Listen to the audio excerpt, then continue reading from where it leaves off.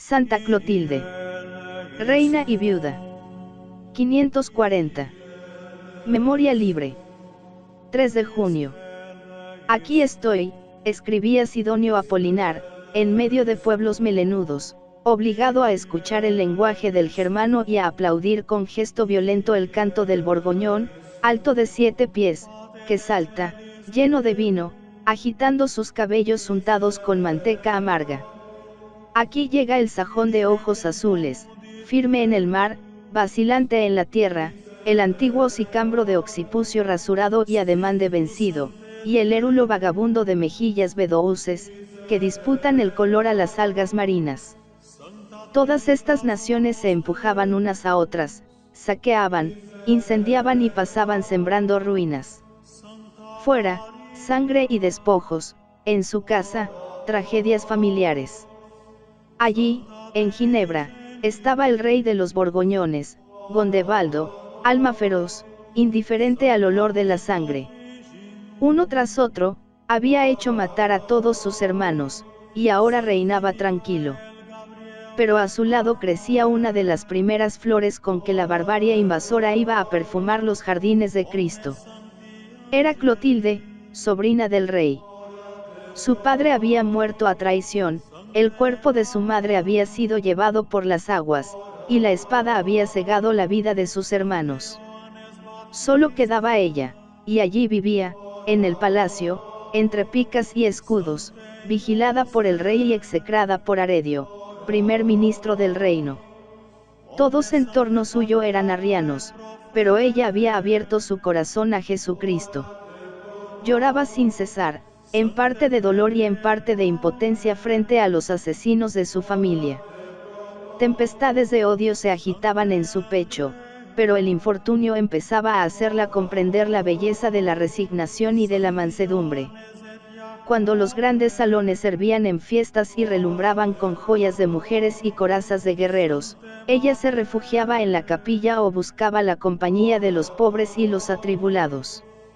Gozaba dándoles una palabra de consuelo, poniendo en sus manos descarnadas el pan de la limosna, lavándoles los pies mugrientos. Y ellos la bendecían agradecidos, y publicaban por todas partes que en toda la nación de los borgoñones no había mujer más buena y más hermosa que Clotilde. Tras de la tragedia viene el idilio. Entre los mendigos se presentó un día en el palacio de Ginebra un hombre que llevaba una alforja a la espalda. Cuando la joven se acercó a él para socorrerle, él levantó su velo intentando hablarla, pero Clotilde no se dio por aludida. Al terminar la tarea, la princesa llamó a su criada y le dijo: «Ve y tráeme al mendigo de la alforja que me besó la mano». Y cuando estuvo delante de ella, dijo el desconocido: «Señora, tengo una gran noticia que anunciarte si me das permiso para hablar». «Habla», respondió Clotilde.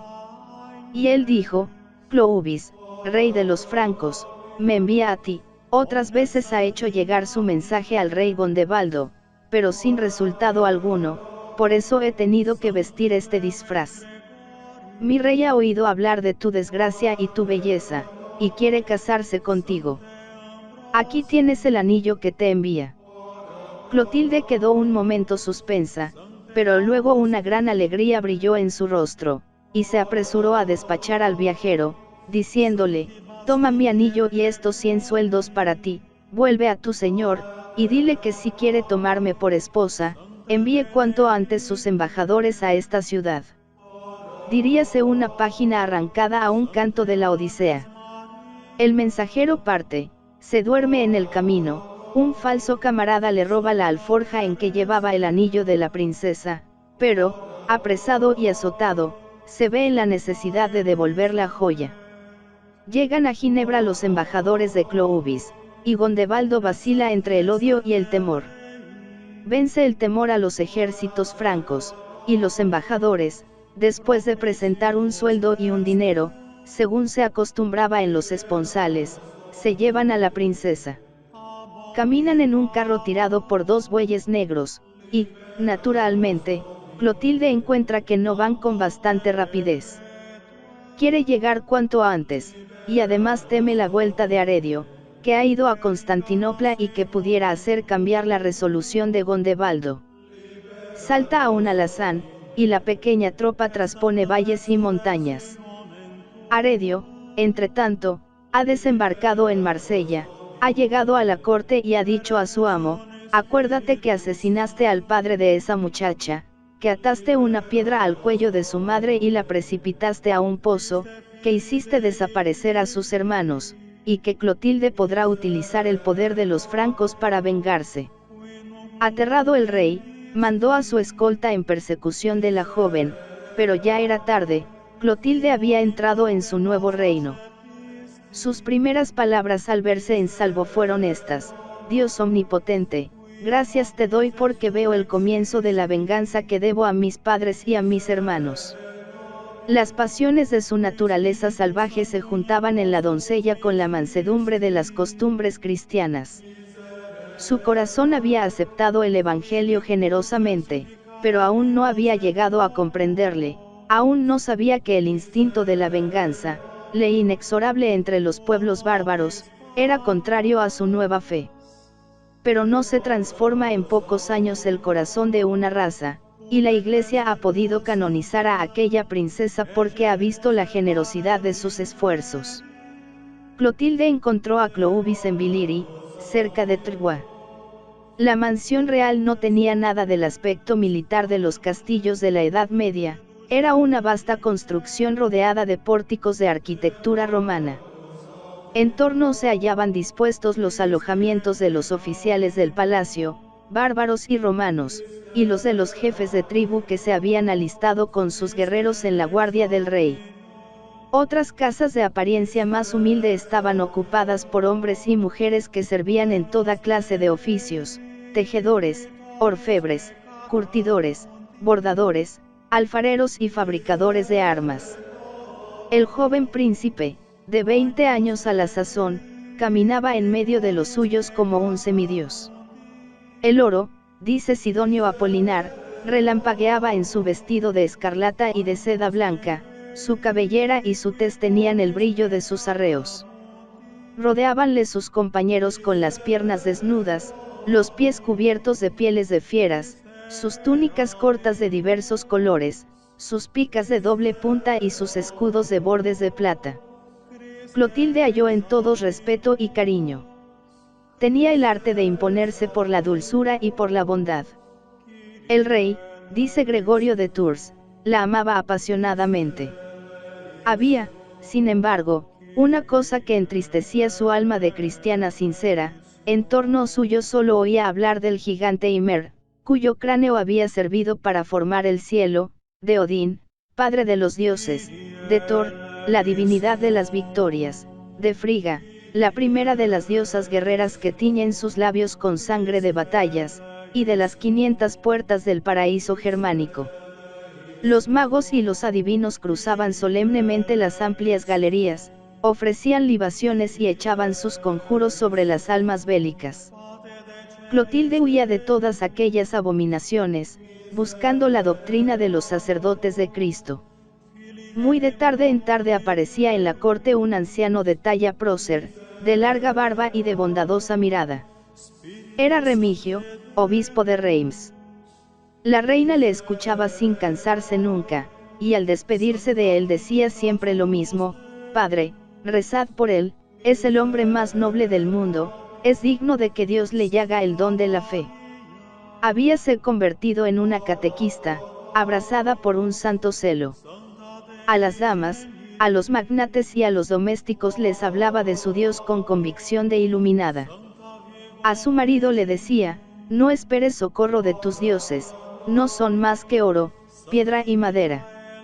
Quisiera verte postrado delante del verdadero Dios, el que creó el cielo y la tierra, el que hace brillar al sol y a la luna, el que adorna y fertiliza la tierra con viñas, maíces, árboles y flores. Clodoveo la dejaba hablar, pero a veces contestaba con viveza: ¿qué me hablas de tu Dios? No encuentro en él nobleza, ni poder, ni heroísmo, ni siquiera desciende de la raza de los dioses.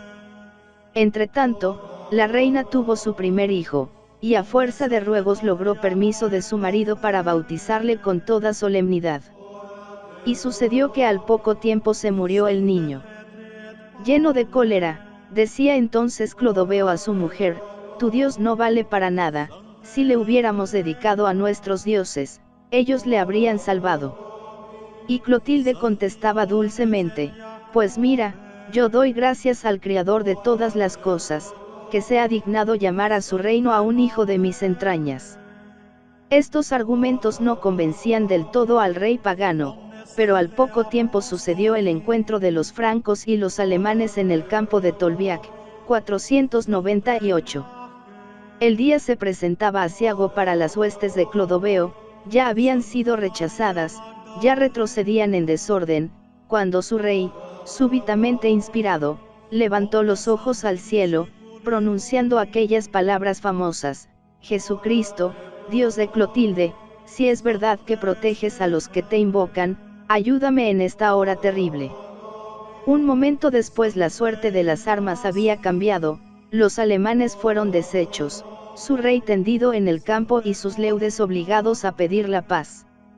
Al poco tiempo Remigio derramaba el agua del bautismo sobre la cabeza del vencedor, con el rey se bautizaron sus guerreros, en pocos días todo el reino de los francos entraba en la iglesia, poniendo a la cabeza de su código nacional aquel grito entusiasta que es una confesión de fe: ¡Viva Cristo, que ama a los francos! De esta suerte, la fe, una mujer y su dulzura conquistaron todo un pueblo para Cristo.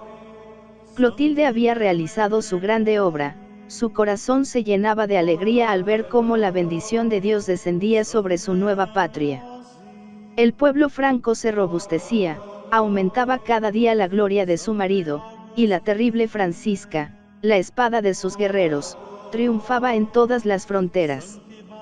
Ella, entretanto, lloraba de gozo y se deshacía en acción de gracias delante del altar, arrojaba del palacio los últimos restos de la idolatría y repartía sus tesoros entre los necesitados.